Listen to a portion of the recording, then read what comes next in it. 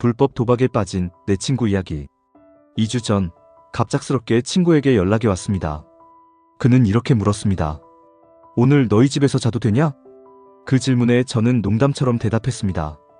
드디어 쫓겨났냐? 그는 간단히 응이라고 답했습니다. 그리고 나서 그 친구는 2주 동안 제게 민폐를 끼치며 지내다가 지난 주말에 결국 집으로 돌아갔습니다. 이 친구는 아직 결혼 2주년을 맞이하지 않은 신혼이었고 아내는 임신 중이었습니다. 그러나 그는 아내에게 쫓겨났던 것입니다. 그 이유는 불법 토토로 수천만 원의 빚을 지게 되었기 때문이었습니다. 저는 2주 동안 그에게 잔소리를 하긴 했지만 결국 빚이 얼마인지 물어보지는 않았습니다. 어차피 그가 뭐라고 말해도 믿지 않을 것이기 때문입니다. 그 친구는 혼자서 치료를 받겠다고 했지만 저는 억지로 중독치료센터에 함께 갔습니다.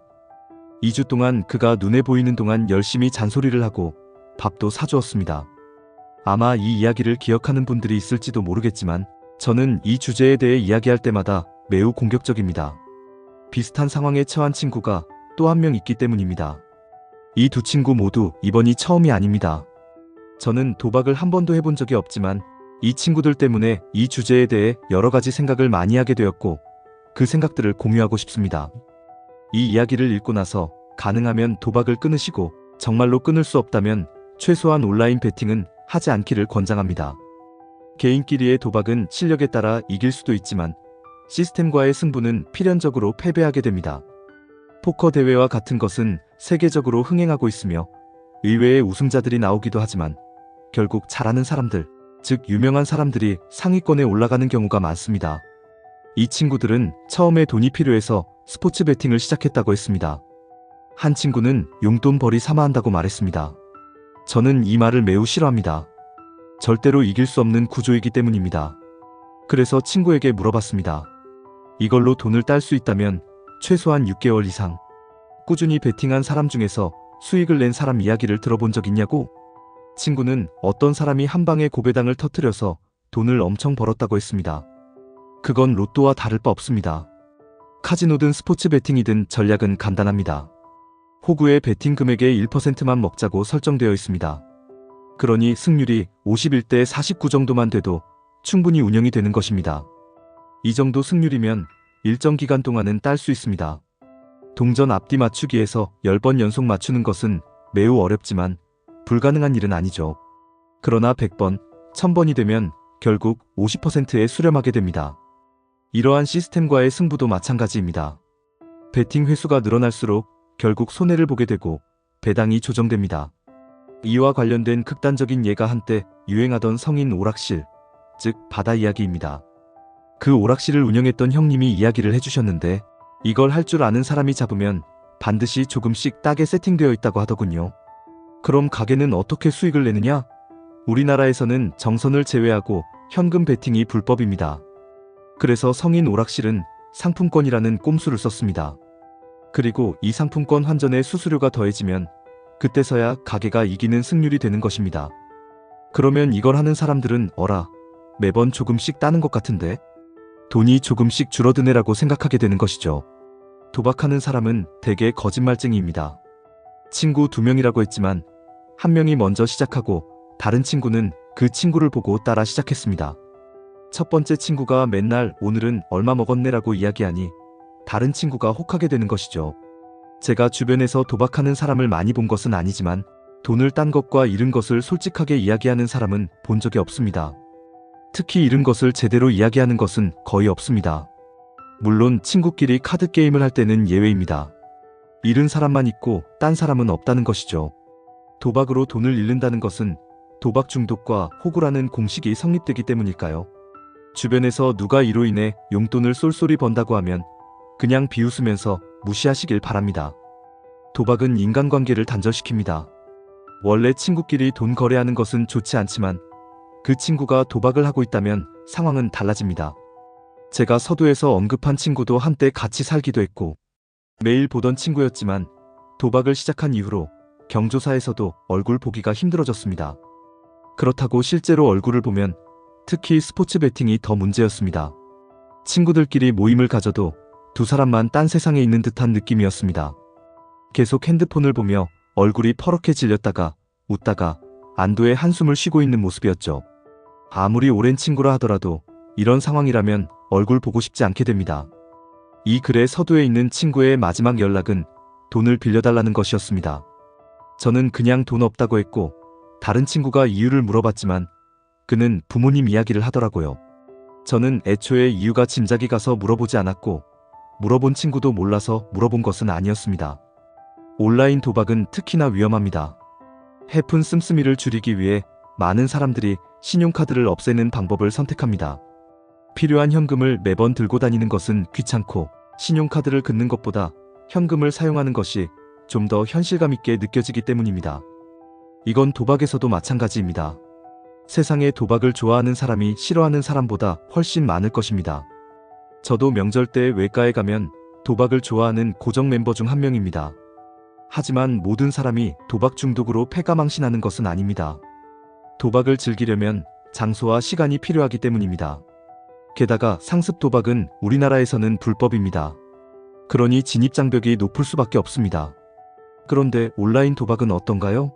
스마트폰이 있는 현재에는 언제 어디서나 부담 없이 즐길 수 있습니다. 보통 서버가 해외에 있기 때문에 단속될 가능성도 낮습니다. 이 두 친구 중 처음 시작한 친구는 어릴 때부터 도박 관련 문제가 있었던 친구였습니다. 그 친구가 문제가 생겼을 때 다른 친구들도 그럴 법하다고 생각했습니다. 하지만 서두에서 쫓겨난 친구는 아닙니다. 저와 비슷하지만 저보다 더 바른 생활을 하는 친구였습니다. 다만 저는 이 친구보다 스포츠 세계에 대해 더 잘 알고 있었고 조금 더 겁이 많았습니다. 첫 번째 친구가 했던 것이 흔히 말하는 하우스 도박이었다면 두 번째 친구가 혹할 가능성은 매우 낮다고 생각합니다. 그러나 온라인 도박은 훨씬 진입장벽이 낮았고 스포츠 베팅은 실력에 따라 수익을 낼 수 있다는 정말 기막힌 생각에 빠져들게 되었던 것입니다. 35살 도박 빚의 무게에서 탈출하기. 나는 지금 35살, 인생의 중턱에 서 있습니다.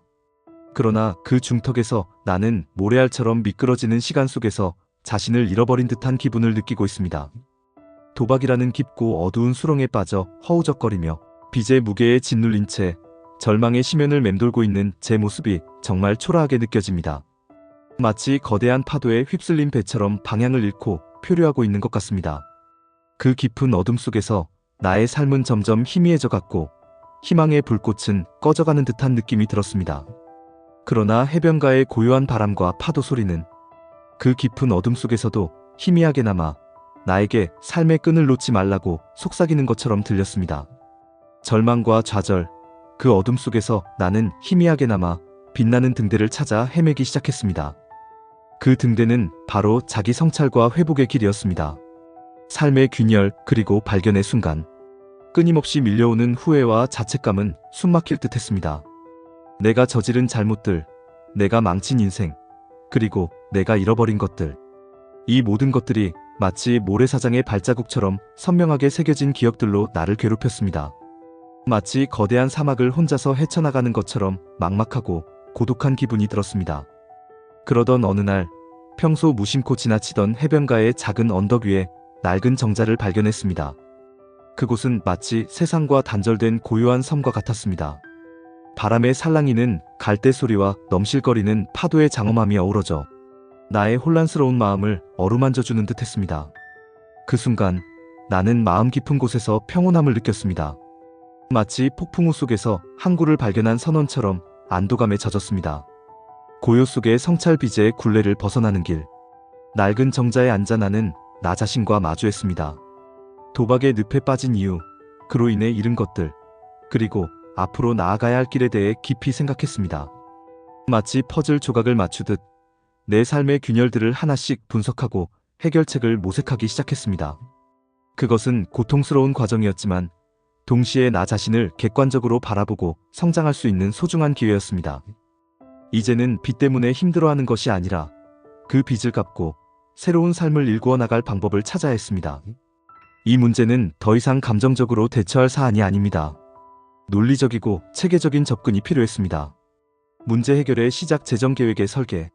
나는 빚의 규모와 상환 계획을 세우고 가계부를 작성하여 재정 상황을 꼼꼼하게 파악했습니다. 마치 건축가가 청사진을 그리듯 나의 재정 상황을 명확하게 그려냈습니다. 각종 수입과 지출 항목들을 분석하여 불필요한 지출을 줄이고 재정 상황을 개선하기 위한 구체적인 방안들을 모색했습니다. 이는 마치 낡은 배를 수리하고 보강하는 작업과 같았습니다. 낡고 부서진 부분을 제거하고 새로운 부품을 장착하여 더욱 튼튼하고 안전한 배로 만들어 나가는 과정이었습니다. 이러한 노력은 단순한 재정 계획이 아닌 삶의 균형을 회복하는 여정의 시작이었습니다. 극복의 과정, 작은 성공, 그리고 더 큰 도전. 빚을 갚아나가는 과정은 결코 쉽지 않았습니다. 매 순간마다 포기하고 싶은 유혹에 시달렸습니다. 하지만 해변가의 고요함과 낡은 정자에서 느꼈던 평온함은 나에게 힘을 주었습니다. 작은 성공들을 하나씩 경험할 때마다 나는 더 큰 자신감을 얻었습니다. 마치 험난한 등반에서 정상에 조금씩 가까워지는 것과 같았습니다.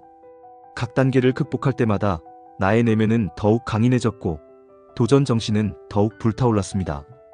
이 과정에서 나의 정신은 강철처럼 단련되었습니다. 도전과 성장, 새로운 삶의 설계도. 빚을 갚는 과정을 통해 나는 단순히 경제적인 어려움을 극복하는 것 이상의 성장을 경험했습니다. 나의 자존감은 회복되었고 삶에 대한 새로운 목표를 설정할 수 있었습니다. 나는 끊임없이 배우고 노력하여 나만의 경쟁력을 키워나갈 것입니다. 마치 낡은 돛을 새로운 돛으로 교체하여 더욱 넓은 바다로 항해를 시작하는 것과 같습니다. 새로운 삶의 설계도를 그리는 것은 단순한 꿈이 아닌 나의 의지와 노력으로 현실로 만들어갈 청사진입니다. 나는 이제 더 큰 꿈을 향해 나아갈 준비가 되었습니다. 나의 삶은 희망으로 가득 차 있습니다. 더 넓은 바다를 향한 항해, 지속 가능한 성장의 약속. 이제 나는 과거의 실수에서 배우고 새로운 삶을 향해 나아갈 것입니다. 해변의 고요함 속에서 얻은 평화와 낡은 정자에서 얻은 영감을 가슴에 새기고 더 넓은 바다를 향해 항해할 것입니다. 이것은 단순히 빚에서 벗어나는 것이 아니라 나 자신을 찾고 더욱 성장하고 더욱 행복한 삶을 만들어가는 여정입니다. 더 나아가 내가 가진 지식과 경험을 통해 다른 사람들에게 도움을 줄 수 있는 사람이 되고 싶습니다. 마치 등대처럼 어둠 속에서 헤매는 사람들에게 빛이 되어주고 싶습니다. 이것이 나의 새로운 삶의 목표입니다. 그리고 이 목표를 향해 나는 끊임없이 노력하고 정진할 것입니다. 내 삶의 항해는 이제부터 시작입니다. 더 넓고 깊은 바다를 향해 끊임없이 나아갈 것입니다. 이 여정은 나 혼자만의 것이 아닙니다. 나와 같은 어려움을 겪는 모든 사람들에게 희망의 메시지를 전달하고 싶습니다. 우리는 모두 다시 일어설 수 있습니다. 우리는 모두 행복해질 수 있습니다. 결론, 희망의 빛. 35살, 도박빚이라는 깊은 어둠 속에서 헤매던 나는 해변가의 고요함과 작은 정자에서 나만의 평화를 찾았습니다. 그리고 그곳에서 나 자신과 마주하며 삶의 방향을 새롭게 설정했습니다. 재정 계획을 세우고 끊임없는 노력과 도전을 통해 나는 빚에서 벗어나 새로운 삶을 향해 나아가고 있습니다. 이 경험은 나에게 단순한 빚 청산을 넘어 자기 성찰과 성장의 기회를 제공했습니다.